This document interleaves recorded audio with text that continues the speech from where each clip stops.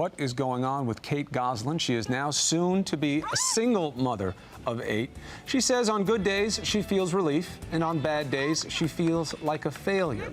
Well, now in a revealing new interview with People magazine, she also talks about how she and John told the kids about the divorce and what will happen now. Here's ABC's Andrea Canning.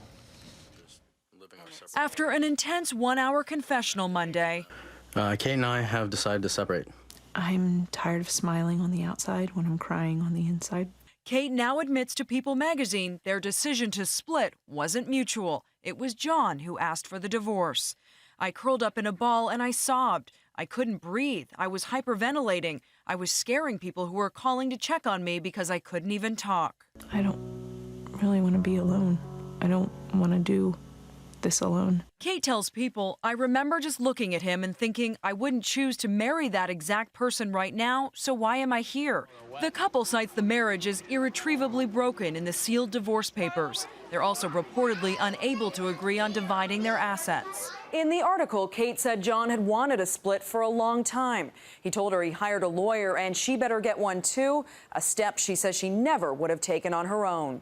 I believe that it's a chapter that probably would have played out had the world been watching or not. I finally stood up on my own 2 feet, and I'm proud of myself. John and Kate broke the news to their children together, telling 8-year-old twins Kara and Maddie first. Identical twins, very different reactions. Maddie was something. She said, I can't say this comes as much of a surprise. I could have guessed. But Kara just crumpled into tears. She was crying and I was holding her in my arms like a baby. As for telling the now 5-year-old sextuplets, she says she kept it light and airy.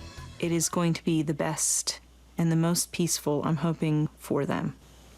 I mean, I feel like I've lost a lot, but I will do anything for my kids. As for the living arrangements, the kids were told Daddy's not going to live here sometimes, but he'll come back half the time and we'll trade on and off. It's going to change a lot because I'm going to have time that I have to be away from here. Still, even with the announcement, Kate can't bring herself to take off her wedding ring, saying it would devastate my kids. I'm not ready. For Good Morning America, Andrea Canning, ABC News, New York.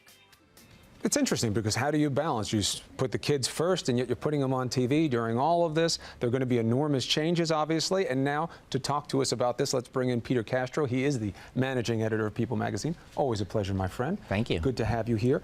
So let's deal with this conflict. You know, they're on TV. It's out there. It's public. The kids will, of course, know, and they'll know more as they get older. But this interest in shielding them so that when Kate is in the supermarket, the tabloid headlines, she wants to shield the kids. What does she do?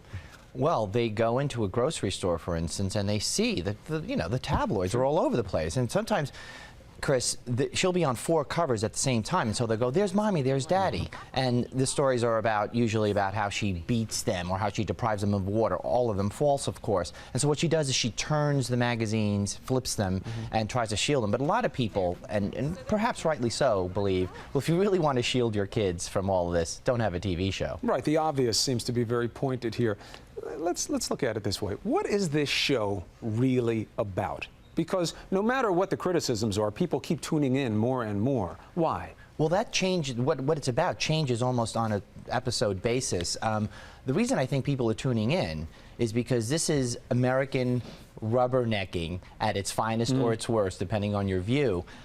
It is a compelling wreckage that millions of Americans are watching, slowly passing it by and deriving their own thoughts from it. You know, a lot of people are probably going through their own problems and deriving lessons from it. I don't know.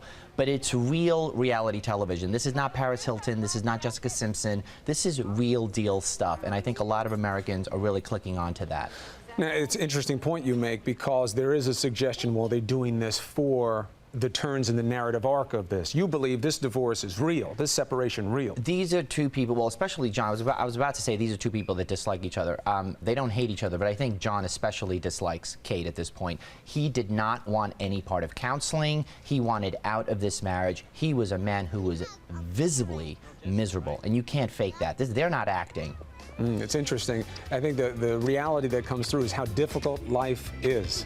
You know, 1 kid, 8 kids, and all of us know that as we live our own lives. and we watch it with them as well in an extreme. Well, and then you throw in, as you say, the 8-kid quotient. I mean, this is compelling enough as it is. It's just, you know, the portrait of an American marriage crumbling. You throw in 8 kids, this is terrific television for some. And it has been now. They say it might go on hiatus. What happens next? People want to know. They're going to have to go to People magazine, aren't they, Peter? We hope so. That's where it is. Thank you very much. Thank you very much. Always a pleasure Thank having you you here.